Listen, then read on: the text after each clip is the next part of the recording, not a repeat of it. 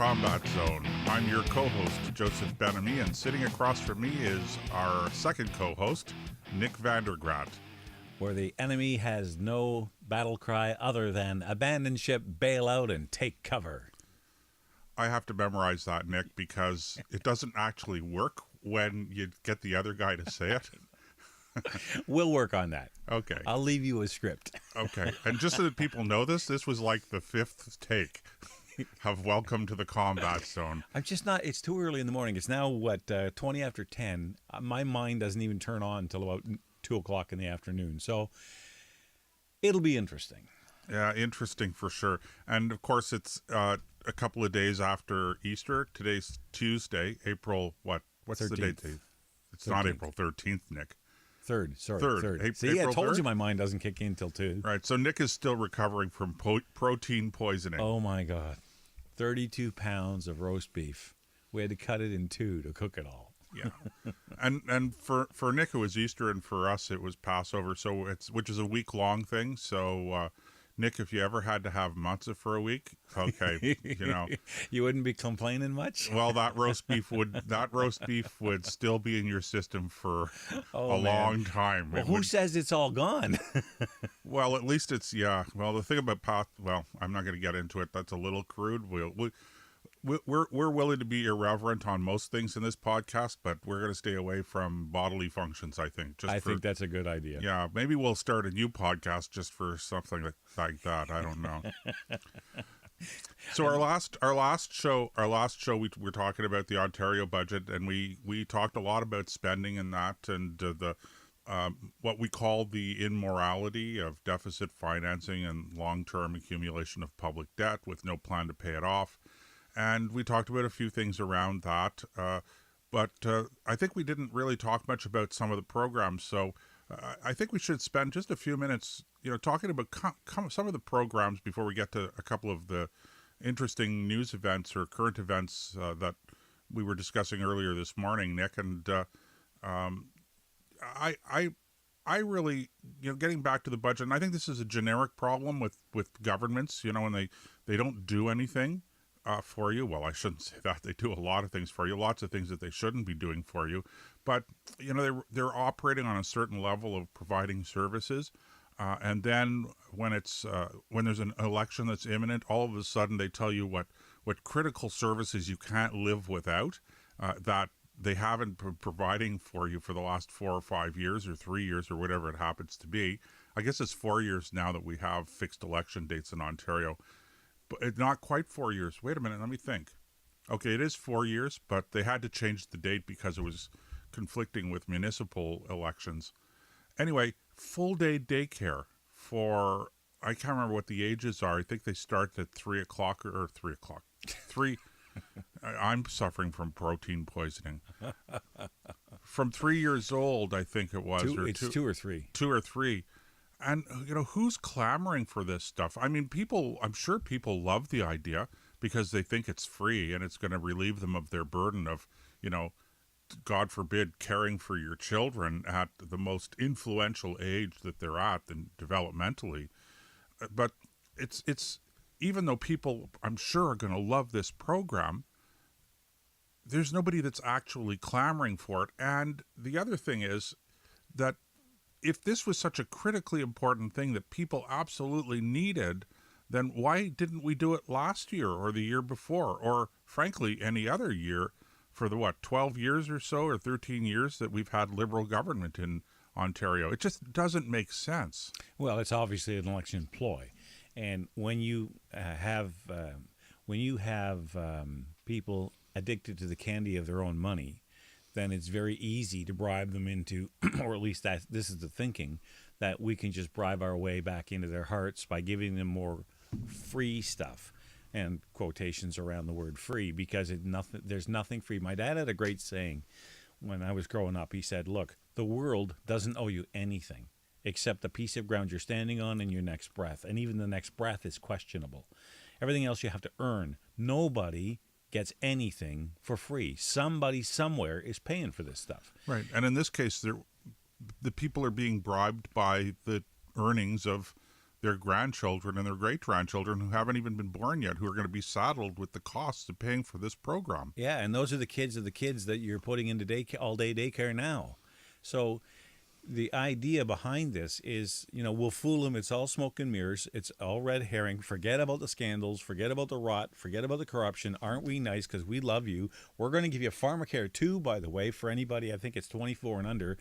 One of the largest demographics that doesn't need pharmacare, because in general, across when you're talking, and I know there's always examples of the other side, but in general, people who are in their early to mid 20s, they're in the best health of their lives. They don't need a drug plan. They don't need this stuff. And that's why there's been no hue and cry for it until Kathleen Wynne came along and said, we're not only going to do that, but we're going to give you your prescriptions. And what does that actually mean? Like, how's it going to break down? If she actually was trying to be compassionate, she'd look after people who are elderly, who have debilitating diseases with large, not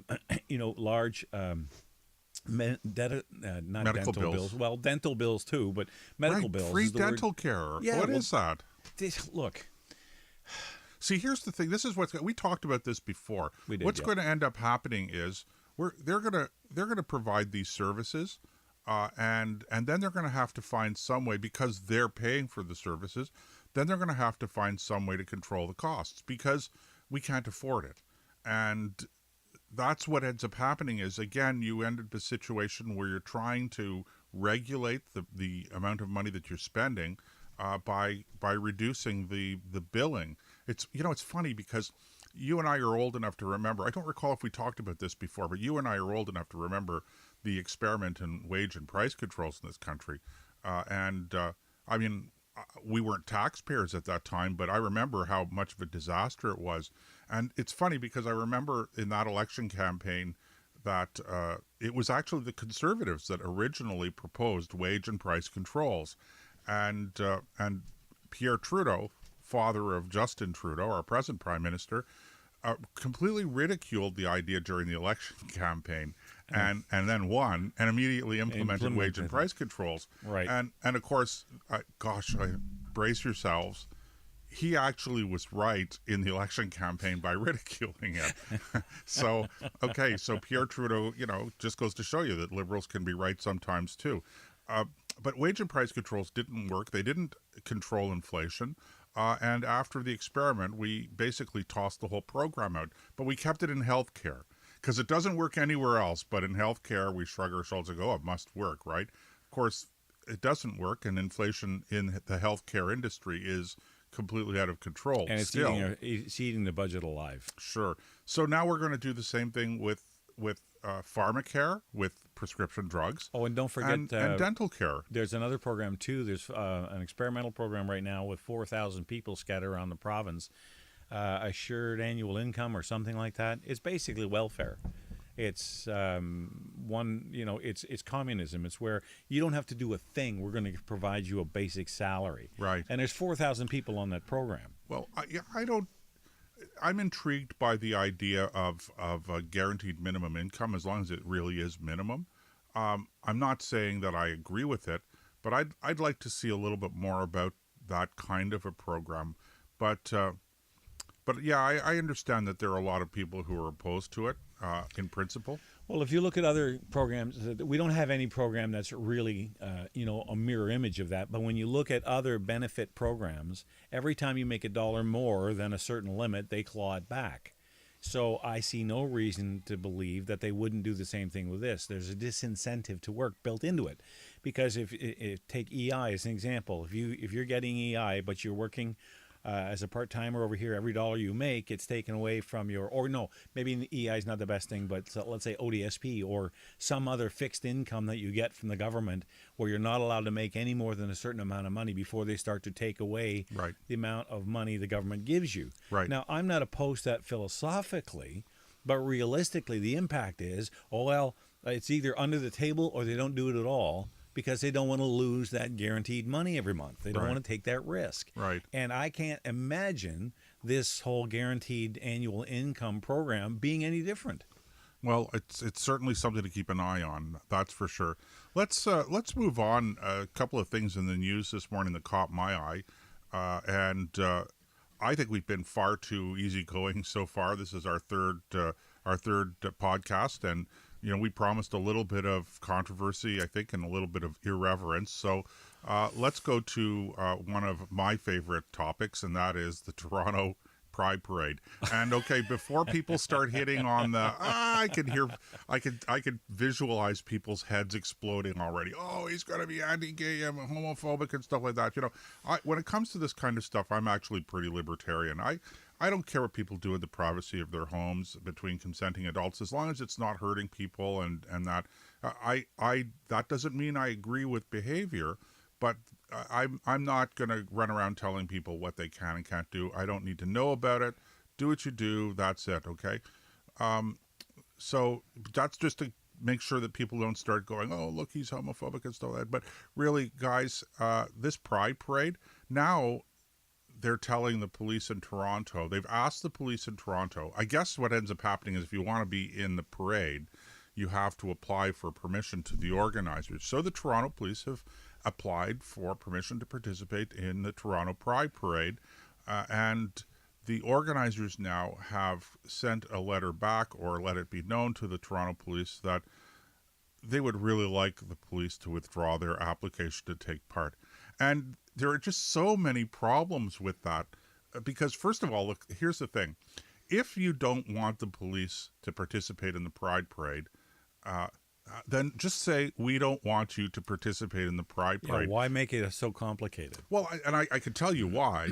Because last year or the year before, when Black Lives Matter made a big stink about the police participating in the Pride Parade. By the way, as an aside, I don't know why the police participate this way in the Pride Parade. To me, I don't get it. I don't understand this magnetism, if you will, or this need to rush in and tell everybody that, oh, we love you and let's all have a group hug and kumbaya, etc. Police are police are police. Please just do your job policing. Enforce the law. If cops want to walk in the Pride Parade like other people, that's fine. But I don't think government institutions should be participating in this kind of thing. Anyway, we could do a whole show on this. Yep. But I guess my first thing is, I'm just saying, if you want the police to not participate, then have the courage to just say no. And if that's a PR disaster, and I think it was a PR disaster for them in the last year when this came up, and I think that's why they're avoiding saying no. They're saying, we don't want to have to say no. So we're just asking you to voluntarily withdraw your application. Don't make it hard on us, please. Yeah, don't make it hard on us, right? Right. I don't know. I don't get that. I mean, where's the courage and the principle involved in that? Well, first of all, I want to say that I hold the same view about this topic as you do. Very, very much a libertarian bent. I don't care what people do behind closed doors. We're going to get a lot of hate mail from some of our conservative friends. Oh, well, that's nothing new. But the point I'm making is that this isn't about the privacy of the individual home, which is where I put this. But when you take it out onto the street and you march down the street and you make it a public event, you open it up for criticism. And it's not that we're invading anybody's homes and shaking our fingers at the way they behave. They're the ones who bring it out onto the street. And then they get mad when somebody starts to talk about it. So now they've got this PR dog's breakfast with the police, which they created all on their own. Nobody asked. Look, first of all, if I'm the Toronto police chief, I'm just saying, if you're in uniform, you're there to provide security. And that's the only reason you're there. If you want to go as a private individual, I don't care, but you're not going to go. It's not going to be a sanctioned event. I agree with you. Government organizations should not be involved in these kinds of events. And that way, first of all, you make things so much easier for everybody because they know what the rules are. One of the biggest challenges in modern life is that everybody wants to blur the sidelines. Nobody wants to, they want it all nebulous. That way, no matter what their attitude is on any given day, nobody can ever say to them, hey, that's out of bounds. Because we don't even know what the sidelines are. So how can we call something out of bounds? Well, probably the worst thing you can do in today's society, in the Western world, is to be judgmental.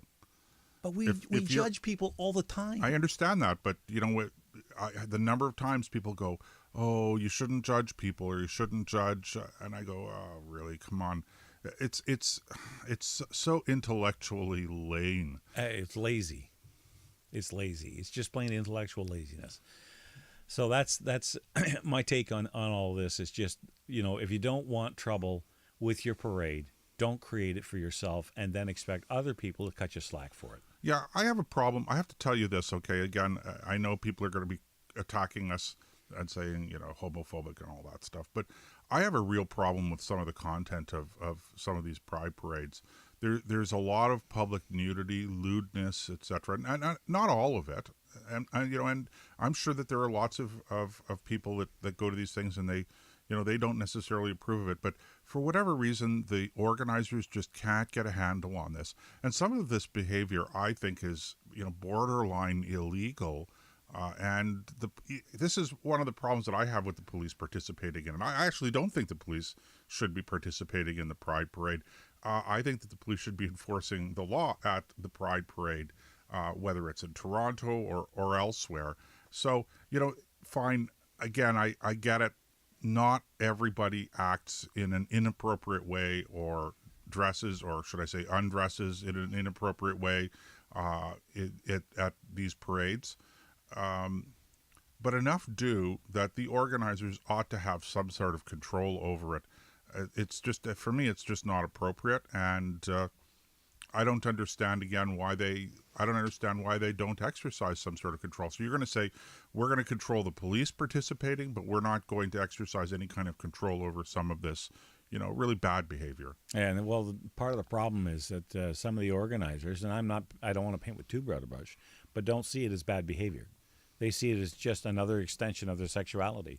Well, maybe so, but that contravenes the law of the land. Like, you're not allowed to walk around without clothes on in a public place, unless it's like at a designated nudist beach or something like that, where children are not allowed.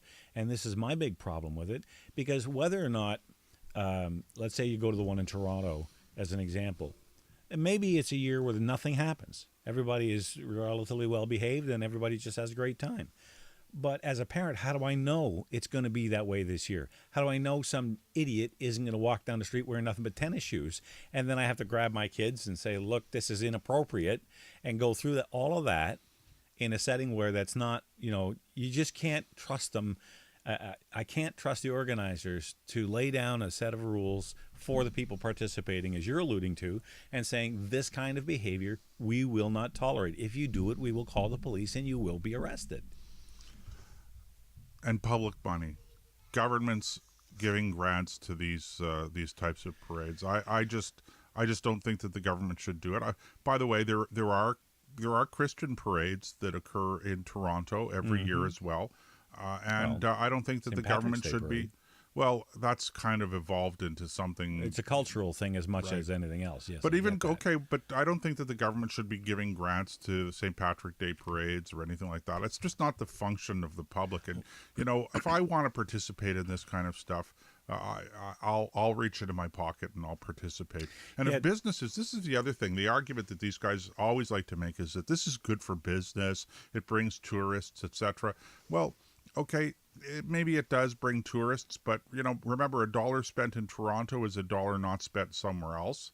And so in the end, it unless you're attracting international tourists, it really doesn't make that much of a difference. You're just shuffling the money around. And but even then, if this is good for business, then why shouldn't the businesses for whom it's good, in the tourism industry, why shouldn't they simply write checks and sponsor them?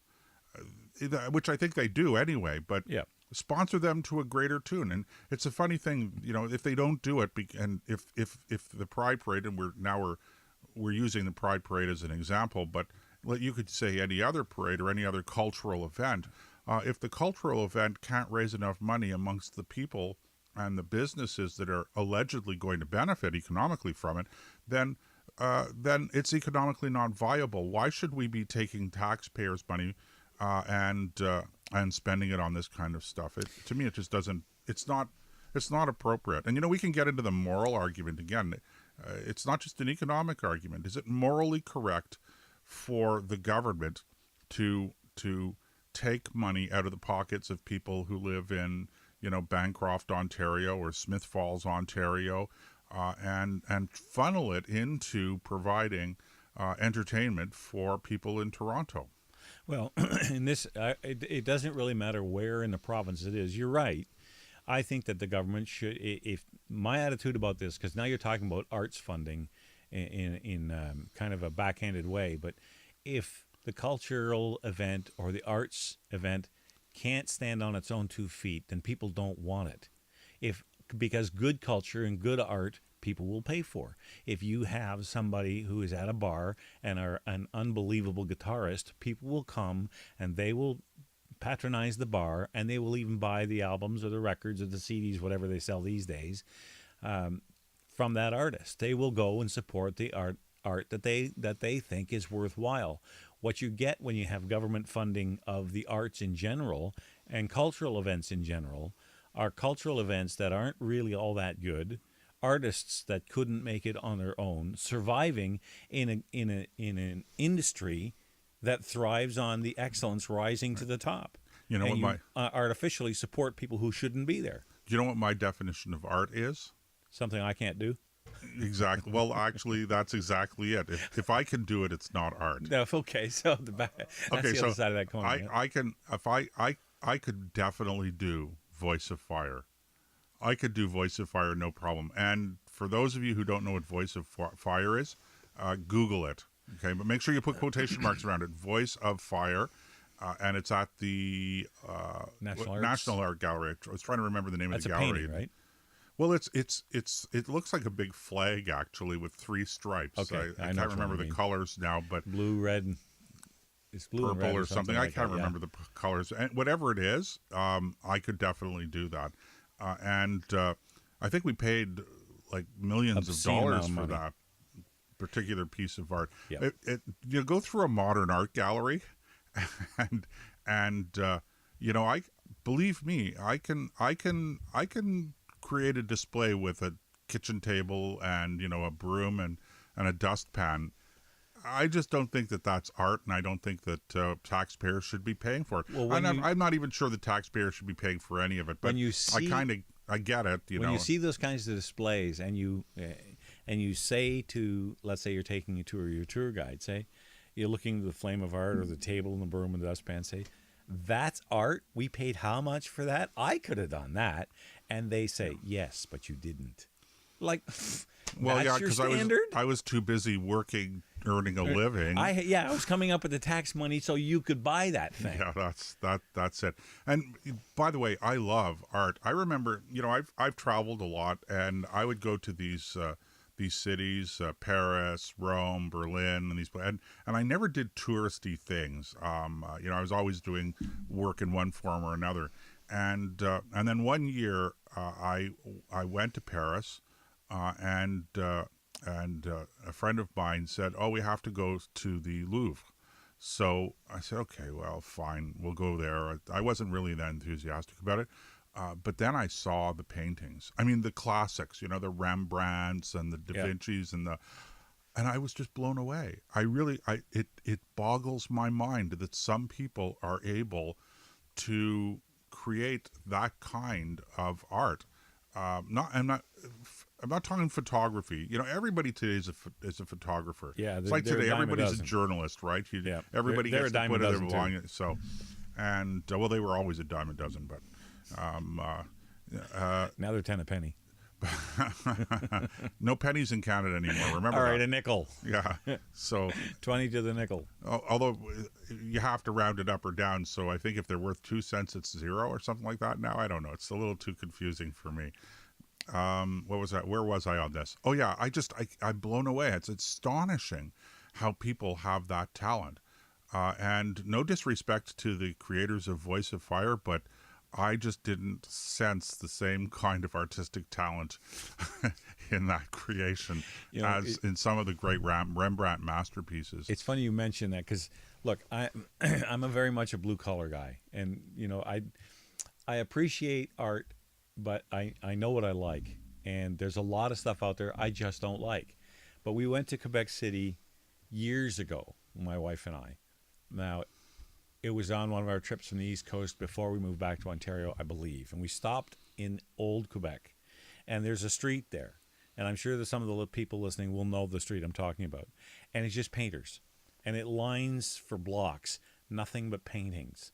And some of them were just absolutely stunning. Now, part of my problem with art is I could never afford the good stuff. Okay?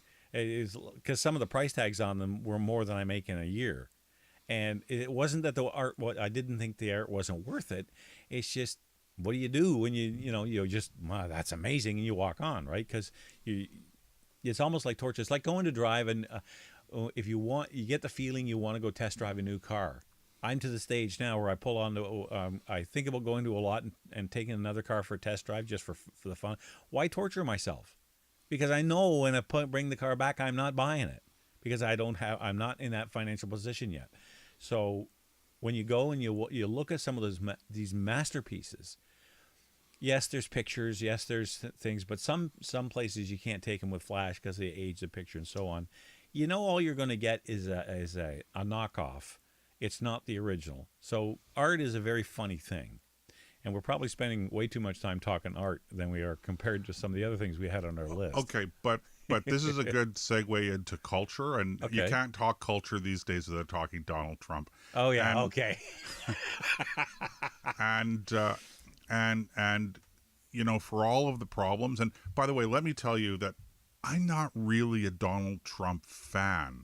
I don't really like Donald Trump, and I don't like his style, but his approval rating now is back up to 50% in the latest Rasmussen poll. And I'm thinking to myself, okay, as much as I don't like him, there are a number of his policies I like. I just don't like the man. Yeah, fair really, enough. He kind of irritates me. And I suspect it's that way with a lot of people, but I'm surprised to see his approval rating bouncing back up again. Well, it's funny, if you want to, while Trump, and I was listening to terrestrial radio station on the way over here, and they were going after him because of the World Trade Organization and his China-U.S. trade war, which is tiny at the moment. Wait a minute. What's this they business, okay? Come on. You were listening to CFRA in Ottawa. That's right. And we love CFRA in Ottawa. Nick was there for a long time, guys, okay? He was a talk show host at CFRA in Ottawa. Yeah, I did. I loved every second of it. Right. Bill Carroll. Right, Bill Carroll. And okay, we name names here, okay? Okay. Bill Carroll had on a trade lawyer. We love you, Bill, by the way. Anyway, so he had on a lawyer who dealt specifically with international trade. And they were talking about the ramifications of Trump's actions with the World Trade Organization and how the Americans have to be the leaders. They have to respect the World Trade Organization rules. That's how we avoid these kind of messy situations. And I'm thinking to myself, wait a minute. His approval rating is at 50%. So at least half the Americans who took the poll like what he's doing. And really, that's the law he has to follow. He has to make sure he's working in his own people's best interests. Right. And if that flies in the face of the World Trade Organization, who are we to argue with him? Right. It's the exact opposite of what we have going on here in Canada. Here we have Justin Trudeau, who is, in my opinion, the single worst prime minister who's ever put his bum in the prime ministerial chair. You can't imagine, I can't imagine anybody who would mess it up worse than he has, who is any kind of serious politician. There's millions of people who could do a worse job, but I'm talking about those who have some kind of qualification, of which he has almost none, to sit in that chair. So you look at that. So Trump's numbers are rising because whether you like him or not, it's not the point. I believe that he has what he believes are the Americans' best interest at heart. And I think that's coming across, despite his irritating style. And it is. Somebody please take away his Twitter machine and drop it into a shredder. But it's working. You can't argue with success. I know. that's what I find irritating. It's just the point. Do you know, oh, sorry, no, you finish and then And I'll on the jump other in. side of the coin, you've got Justin Trudeau, who's, Canadians know. If I hear him say Canadians know one more time, I'm going to reach through the monitor and strangle him. He doesn't know squat about what Canadians know. And his numbers are beginning to show that. I'm not the only one that feels that way. Go ahead. Yeah. I was in Washington a couple of months ago, and it was really amazing how many people there. I don't think I talked to anybody in Washington that liked Donald Trump. It was very odd. And I'm talking about, people in the hotel, Yeah. hotel staff, maids, people at the front desk, taxi drivers, people selling stuff at kiosks on the street. I didn't talk to a single person, I think, that liked Donald Trump, but they all love what he's doing with the economy. And it was the strangest thing. It was like this. They were almost schizophrenic in their reactions to Donald Trump. It was sort of like hate the guy but love what he's doing with the economy. So here's my prediction. Okay, if Donald Trump runs again, and he says he's going to run again, I think he's going to win. It's still pretty early going, but Right. but I could see people getting behind him again, gosh. And you can't argue with success. The economy's doing well in the States. It's doing, frankly, much better than it's doing in Canada. Canadians are far more isolationist and provincial, if I could use that term in the generic sense, in the classical sense, than they really like to consider themselves. They think we Canadians like to fancy ourselves as very open-minded and very internationalist and all of this stuff. But when it comes right down to it, Canadians don't really know a whole lot about what's going on in the rest of the world, and they particularly don't really understand what's going on south of the border. I just want to react a little bit to this comment about breaking the laws with the World Trade Organization, all this stuff. Look, I think that the problem is that governments like the Chinese government aren't really playing fair. And if the rules with the World Trade Organization are such that different countries can get away with things that the Americans can't get away with, then look, I have to tell you, I don't blame them. I don't blame Trump, and I don't blame his administration for wanting to impose large tariffs on imports. I don't think it's the right policy. Okay, I think it's bad for I think it's bad for the economy globally. And ultimately, it remains to be seen how good it's going to be with the American economy, because there are a lot of people that are going, yeah, stick it to those Chinese, but when they can't get their iPhones or things like that for a reasonable price, not that they're reasonably priced now, and I'm using iPhones as an example, but you could name virtually any other kind of consumer good. They may end up thinking differently. So tariffs actually work where they work well in certain respects, but in other respects, they come with a price to consumers as well, I guess is what I'm saying. So that still has to play out. But I get it. I get the fact that Americans, this is not me cheerleading for the United States of America. This is just me as a citizen of a different country being, I think, neutral and open-minded and looking at the world the way it really is and saying, these guys are paying the bill for so many people, including us here in Canada. I mean, when you look at the defense spending, just to take one example, Nick, the amount of money that the Americans spend on defense of North America, okay? Because the Americans don't really think in terms of defending. When it comes to homeland defense, they don't think about the United States. They think of North America. They talk about the United States and the homeland, quote unquote, but they really think in North American terms. Right. And they provide North American defense. And we participate in that. But we participate in it at a fraction way, way, way out of proportion, or below what we should be participating at proportionally. So the point I'm making is, you could say the same thing for the United Nations. You could say, look at what the United States contributes to the bills for the paying the bill of the United Nations. Look at what the United States does in international aid overall that's not necessarily associated with the United Nations.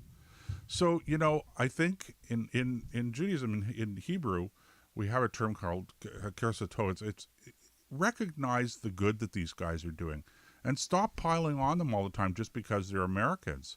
So I get it. The point I'm making here after that rant is, I get it. I understand that, that there are a lot of our friends in the United States that are just tired of being, put down upon, the whippy boy of the world, and then economically being taken advantage of as well. It's funny you mention this whole thing about North American defense and all that. I was asked last night on Facebook by a woman from England.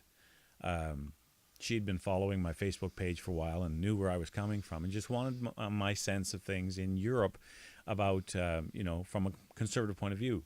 So one of the things we talked about in our conversation back and forth was how, having them, the British, pull out of the EU, Brexit, in other words, was a good thing because there are a lot of times in Europe, a lot of those European countries have a lot in common, and that's a good foundation for trade and culture and things like that. But sometimes even the best of friends have their national interests don't run parallel to each other. They counter each other, and I used the example of free trade between Canada and the United States to demonstrate the point. But if you extend that out a little bit and say if you look at Europe has been protected by the United States since the end of World War II to the tune of trillions of dollars. That if each of those countries, Belgium, Holland, Denmark, France, Germany, to a lesser degree, England, Norway, all those European countries. Don't forget the Italians. Oh, the Italians, the Spanish, and the Portuguese. Don't forget Greece. If you're going to throw them all into the pile, although I'm not sure Greece is actually in Europe. Anyway, the point I'm making is all these countries who bitch and moan about how terrible the Americans are have been living off under the American umbrella, military umbrella, and taking their security for granted to the tune of trillions of dollars that they never give the Americans credit for. And I get a little bit tired of that too, because if Canada had to actually defend its own airspace with its own aircraft without having Big Brother to come in and rescue us, this country would be completely different than it is now. We are bumping up against our time limit, Already? Nick. Already. I know. It's just too much fun. So I'm just trying to think of what we should do. I guess we're going to have to wrap it up. It's I don't know, maybe should we do this for an hour from now on? I don't know. People can't stand listening to us ranting and raving for an hour. But anyway, we're running up against we could go on for a long more time right now. But we are coming up against our limit. We promised that we would be doing this for half an hour, 35, 40 minutes, thereabouts. Yep. So, look, guys, send us your comments at thecombatzone.ca, comments at thecombatzone.ca. We have been getting emails, and I promised that we'd do a couple of them, read a few of them on the show, but we haven't done that yet. So, my bad. I'll make sure that we print off a couple of them, and we'll read them and make fun of them. Because some of them are not very pretty. Just quickly, I got to tell you a little story. There's a guy who absolutely hates my guts on Facebook. His name is Brian. He cannot stand everything I say. He is completely, he just absolutely hates conservatives and everything they stand for. And when I posted the Combat Zone on my Facebook page, he said, I don't have time to listen for 30 minutes. Give me this in a nutshell. In a minute or two, what's this all about? I said, this is a show that is specifically written and designed to piss you off. So he went and he listened to it and he goes, oh, I couldn't listen to that. 5 minutes. It was terrible. It was awful. And I laughed. I said, it did exactly what I told you it was going to do. So if that's what the kind of thing you like, you've got a home here. Brian, Nick is making you famous. We love you, buddy. Okay. All right. Well, thanks for listening in again, and we'll catch you the next time.